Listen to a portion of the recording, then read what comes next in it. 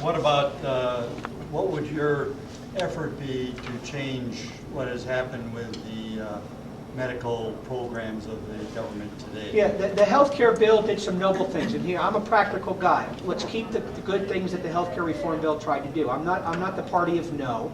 I'm the party of let's get the best ideas from all sides and fix the mess that we've had. That they've made a worse mess. The problem with the healthcare reform is that they didn't pay for it. The numbers they gave us are fake numbers based on political gibberish in order to get the health care to seem reasonable. Medicare waste, $500 billion is a lie. There is not nearly that much waste, and in order to capture that waste, you've got to increase administrative costs nearly as much to capture it. So that's a fallacy.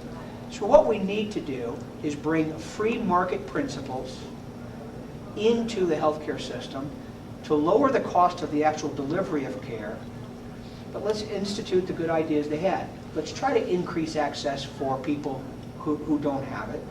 Let's create high-risk pools for people with pre-existing conditions who can't get insurance or go medically bankrupt for trying to get insurance. And let's improve portability of insurance. How do I envision that? What I would do is uncouple employment from health insurance. No other insurance product is received through your employer. Why should health insurance be? It was a historical event that had nothing to do with economics, and what has it done? It has taken the consumer-driven choice out of healthcare delivery because we don't know what our healthcare services cost, so we access them without a consumer-driven decision-making model. So we uncouple that, we give the tax breaks to individuals and not to corporations. We get rid of the antitrust exemption that our healthcare companies or our healthcare insurance companies enjoy. Why are there only 8 major healthcare insurance companies in Colorado? Because they have an antitrust exemption and nobody else can penetrate it. Only 2 industries in the United States have antitrust exemptions: healthcare insurance and Major League Baseball. We don't need Major League Baseball. Now I know that's sinful to say during the Rockies' October run coming up, but we don't need Major League Baseball, we need healthcare. So we need to get rid of their antitrust exemption so they're actually playing within the free market so that their profit margins are set by the market and not by collusion, which is where it is now. Then we take all the government money, i.e. Medicare, Medicaid, TRICARE, and we put it into a consumer-driven model by using the nice idea of the healthcare exchanges that Obamacare has decided we need to set up. But those healthcare exchanges should not be run by the government. They should be contracted by the government with third-party providers and preferably not for profit. We should not have insurance companies profiting off of entitlement dollars. So we direct those monies through the competitive bid process to companies like Kaiser Permanente, Rocky Mountain Health Insurance, if you want to have a health insurance product, Mayo Clinic.